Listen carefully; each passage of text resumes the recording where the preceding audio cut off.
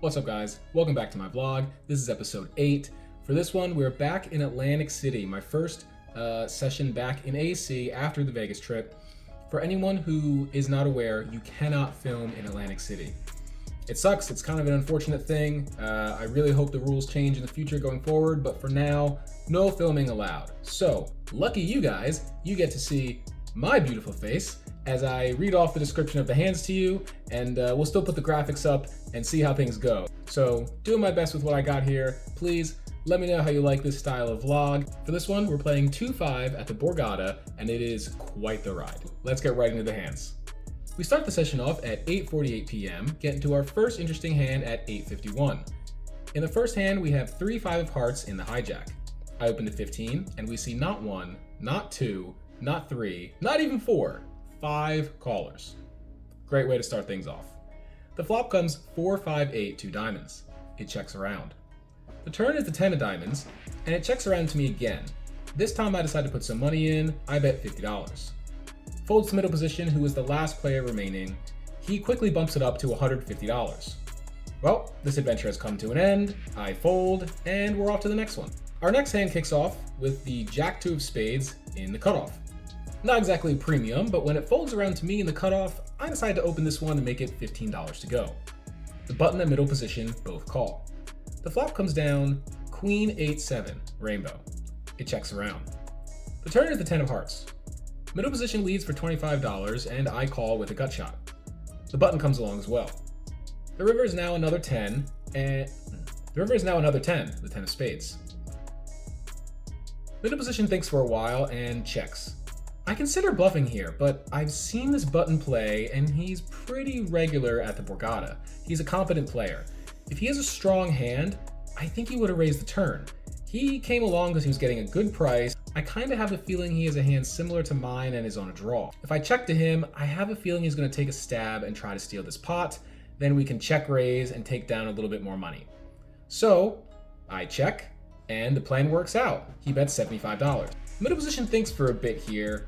This is almost a pot-sized bet. If middle position calls, we're done, we're out, oh well. But if he folds, we're going for it. Middle position does make the fold, and now it's time to spring our trap.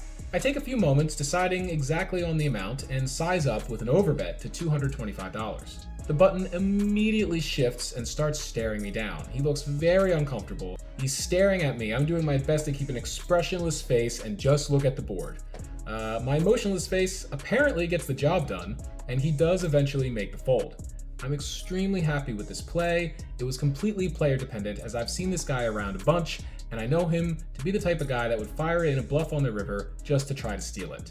In the next one, we have Queen 9 suited in the small blind. There's a raise from the cutoff to $25. We have suited connected cards. I make the call. Under the gun comes along as well. The flop comes out Ace 10-9, 2 hearts. I check, and it checks around. The turn is the 4 of spades. I check, and under the gun jams for $98.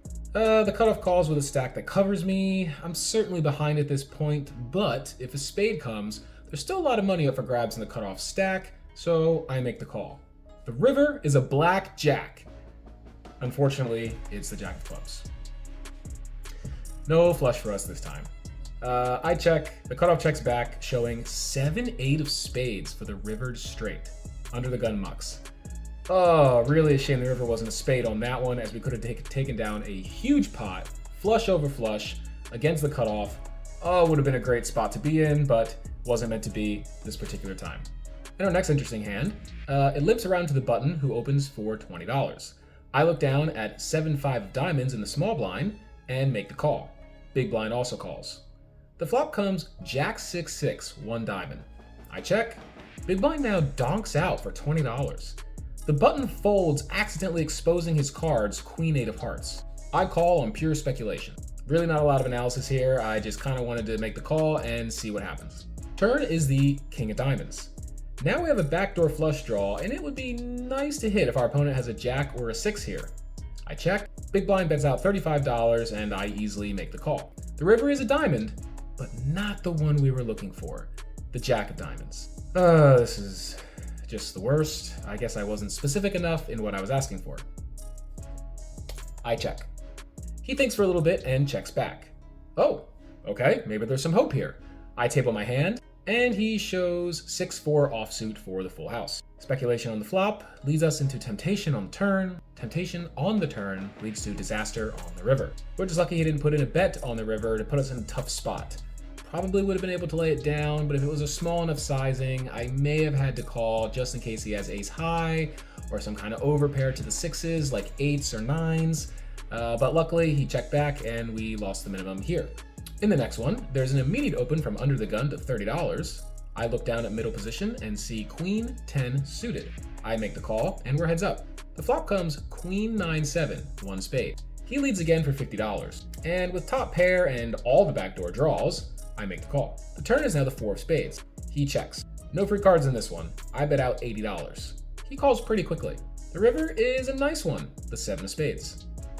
Now, it's a paired board, but it would be a really weird way for our opponent here to play a set or a 2 pair, so I feel pretty confident we have the best hand. He checks, and I want to size up in this spot. I bet out $250. He thinks for a bit, but unfortunately, ultimately lays this one down. I'm not sure if we should have gone for a smaller size here, more like 100 to 125, but I kind of feel though as though he was either calling or folding outside of a jam or a tiny little bet like $50. Anything in the 100 to 250 range I feel like was either going to be a call or a fold regardless of size. Unfortunately, we didn't get the call this time. A little while later, we look down at 10-8 suited in this hand. Middle position opens to $20 after 2 limps. I call next to act, and the button now 3 bets to $75. If it folds around to me, I'm likely done with this hand, but the first limper calls, and the original raiser calls as well. Now there's $245 in there, and I'm closing the action, getting almost 5 to 1. So I do what I always do right before making a terrible decision, and decide to stick it in. We're off to a flop. The board comes out king, king, queen, rainbow.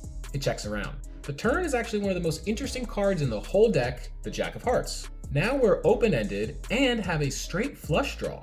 Not exactly sure how we ended up here, but here we are. It checks around to me, and I do consider betting in this spot to clear out some of the field. However, 4 ways, I'm a little concerned about getting raised here and then being put in a really tough spot. I do not want to fold a straight flush draw. I also don't want to put in my whole stack. So I check. Looking back, this is probably too nitty of a play. With so much equity, I kind of like a half pot sizing here, maybe even a little bit larger to thin out the field and get it heads up. But alas, we took the safer route and just checked. The button checks behind as well. The river is now an offsuit 8. It checks to me again, and we have a very smidgen of showdown value. So rather than trying to bluff in this spot, I decide to check. The button immediately checks and flips over pocket aces to take it down. So kind of think that a half pot size bet on the turn, followed by a shove on the river, really would have gotten the job done considering how scared that player played those aces after getting called by multiple opponents. So a little bit of a missed opportunity here, but didn't lose that much, didn't have to put any more money in other than the $75 pre-flop. I'm okay with it. I go card dead for about 45 minutes at this point, then we look down at ace 7 suited in the cutoff. There are 2 limps to me, and I start things off with a bet to $15. The button, the small blind, and both limpers make the call. We have half the room off to a flop of Jack 7-3, 2 diamonds. It checks to me, and with middle pair plus the backdoor nut flush draw, I decide to make it $30. Only the middle position limper calls. He's an older guy, and he seems to be playing pretty tight. Hasn't played that many hands. You know the type of guy I'm talking about. The turn is now the queen of spades. He checks, and I continue for $60. He calls very quickly, almost beats me into the pot. This seems very odd for this player. He hasn't really been playing in a splashy manner throughout the night, so I'm keeping an eye on him here. The river is now the Jack of spades. He leads out for $150, and it just feels off. When he called the turn, I kind of put him on a jack or a flush draw. It doesn't make any sense for a jack to check twice, then lead on this river when I've been betting the whole way.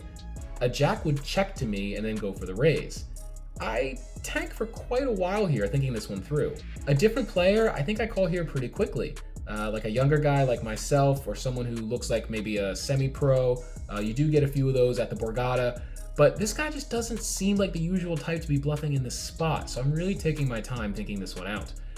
It just doesn't make any sense to me unless it's specifically missed diamonds. and he's determined to steal the one hand an hour that he decides to play.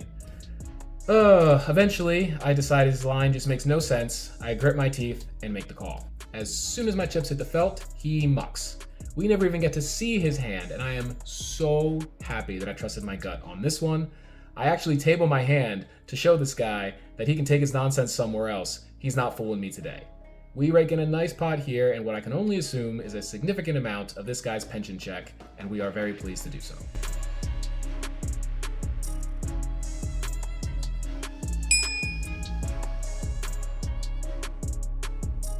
In the next hand, we have 4-6 of hearts under the gun. I decide to limp rather than raise because we are under the gun here, but unfortunately no one opens, and we go 5 ways to a flop of ace, deuce, deuce, 2 hearts. The big blind leads here for $35. This seems awfully strong to overbet a 5-way limped pot being first to act. So I put him on either a weak ace or, more likely, a deuce, since he is the big blind and it was a limped pot. I make the call with a flush draw here and some backdoor straight possibilities, thinking that if we can hit, we can win a big pot off this guy. It folds around and we are heads up. The turn is one of the best possible cards in the deck, the 5 of hearts. Gotta love getting there right away and still having a redraw to an even better hand, the straight flush. Big blind bets out again, this time for $75. I'm not slow playing this one, and I raise it to $175. Again, retrospect, I wish I made this size a little bit bigger, maybe $225, $250 even, but in real time, I made it $175. He thinks for a little bit and makes the call. Turn is a complete blank, the 8 of clubs. He checks to me, and now it's just a matter of sizing. I decide on just under a half pot size bet of $225. He snap calls. I table my hand, expecting to take it down, until he shows Jack 7 of hearts. I am slightly confused here, and I double check just to make sure I read his hand right. He let out 5 ways on a paired board with just the flush draw and no backdoors whatsoever. Overbet the pot first to act. Listen, it's a wild play, but he got me. We lose a big one here, and it's a reminder why we do not limp. A raise pre-flop likely folds his hand out, and then we're not stuck in this terrible situation. Oh well. Now we get to the last hand, which is also coincidentally the most interesting hand of the night. Under the gun opens to $15, and it folds to me in the cutoff. I look down at pocket 7s and make the call. Button calls as well, and now the small blind 3 bets to 60. Under the gun pretty quickly folds. Some background on the small blind. He's a young guy, younger than me, and he seems to be fairly new to live play. I'll be in position here if I make the call, and I feel pretty confident that I'll have the advantage over him post-flop, so I make the call. Button folds, and we're heads up. The flop comes 5-4-3, 2 spades. Well, we have an overpair and a gut shot. Not bad at all for pocket 7's heads up. He puts in a bet for $125. If he has an overpair, we are in trouble here, but we do have more outs than usual with the gut shot. If he's on ace king or ace queen, we're way ahead. So I make the call. The turn is the queen of spades. Not the best card, but not the worst, as this gives us a flush draw to go along with our gut shot straight draw and pair. He checks his cards and immediately jams. He covers me, and now we really have to put our thinking caps on. This just feels off. I don't put him on a flush as he acted too quickly. A flush would likely mean he has to have ace king suited, ace jack suited, maybe ace 10 suited. I don't really see any other possible flush combinations he could have. King jack, maybe, just seems unlikely. The queen is out there, jack 10 possible. I really think how quickly he acted is indicative of him not having the flush and being a little afraid of that queen. Aces, kings, queens would not jam here, especially queens. I think those hands would either bet for value or check to evaluate my play and act accordingly. I just have such a strong feeling he's trying to push me out of this hand here, but it would be quite the hero call. If he has a hand like ace king or ace jack with 1 spade, we are ahead here, but then any spade, any ace, any jack or 10 or whatever he has, or king, gives him the win. If he has a pocket pair like aces, kings, jacks with a spade, then spades are also dead to us, and we only have 6 outs, a 7 or a 6. If he does happen to have queens here, then we do have spades as an out, but I just can't shake the feeling that this guy is bluffing me. And after making the right call against Old Man Winter earlier, I'm feeling pretty confident in my reads at this point, and I close my eyes and make the call. He announces, "You got me," and turns over Ace King of Hearts. Ace King with no spade. This is the best case scenario. I knew it. I'm ecstatic and proud of my read in this hand. Hero calling in the biggest spot of the night. This is the absolute best case scenario. We are so far ahead here. He only has 4 outs. Since the ace or king of spades are dead, they'd give me the flush. I'm so pumped to be in this situation. In the moment, I have such a rush of adrenaline. Making a hero call like this, if you guys have ever been in a spot like this, you know exactly what I'm talking about, how good it feels to hero call and be right. Been patient, played well all night, made good folds and good calls all leading up to this spot. And the river comes, the king of diamonds. And just like that, we're dead. Well, what a way to go out. That was a really rough one.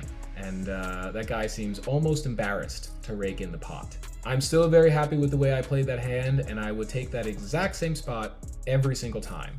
We were an 85% favorite to win the hand. This time just happened to be the 15%. I do decide to end the session here as it's late, and that river tilted me quite a bit. After this, I recorded an outro riding home shortly afterwards to capture my feelings in real time. So let's cut to that now. Well, that was a rough way to end a fairly good session there. I think I was doing pretty well tonight. Very happy with the way I was playing. I was getting bluffed a ton tonight. Just left and right, and picking them off too. I think that's an area of my game that is improving, is being able to analyze the story that's being told and realize when it doesn't make sense. If I have a piece of the board that I'm being able to call a little more confidently, a little bit lighter than in the past. Definitely in the ace-7 hand earlier in the evening, in the past, in that situation where the guy bet out 150, which was, I believe, a full pot size bet, or close, I would have just folded. I only have one pair there. But really taking the time to think, take a few moments, not act immediately, and work out the story of the hand and realize this doesn't make sense is something that I think you have to do to get better at the game. And that last hand there it was the same situation there. It didn't quite. At first I thought, okay, maybe I'm up against aces, kings, queens. Then the queen hits the turn, and the way he checked his cards and just jammed immediately. I mean, it could have been an ace it could have been aces with the ace of spades, could have been kings with the king of spades, but he just when I call there on the flop, the fact that he doesn't slow down at all to check with only one pair. So if he had like aces or kings and the flush completes, plus a queen comes out, I mean, queens are absolutely a hand that I could have in that spot, considering I called 60 pre and then called 125 on the flop. Queens or the flush are very, very reasonable. The fact that he just jammed so quickly, I really just put him on almost, I mean, it was either aces, kings, or ace king, right? It was either aces, kings, or ace king. And he happened to have the best possible hand for us in that situation. Ace king with no spade. I mean, I cannot think of like a better hand that would be reasonable for him to have there. Ace king with no spade. He only had 4 outs. Oh, he only had 4 outs. That's a very that's a tough one. I mean, I've been 2-outered, I've been 1-outered before. I myself have hit 2-outers to win pots, but man, it feels bad when you make a really tough call and you're right, and then just, that king fell on the river. But tough one today. Did not end up on the winning side of this one. Numbers here, or actually maybe here. Looks like there's more space here for numbers. In for 1,000, out for 0. It's a tough one, but gonna be days like that. It's gonna happen. It's part of the game. Still, I wouldn't change almost anything about the way I played it, other than maybe that 4-6 of hearts hand. Didn't need to go nuclear on the river there, but wow, I just did not expect him to have Jack 7 of hearts. That was an interesting spot. That was quite an interesting way he played that hand, leading out for 35 into 5 players with just hearts, no backdoor draws on a paired board. Man, there's some wild players out there. I mean, these games are good. Got to keep playing in these games. Just didn't end up on the right side of variance tonight. But thank you for watching. Please like, subscribe if you haven't already. And yeah, wish me better luck in the next one. Now I'm gonna go home and eat something. I'm starving.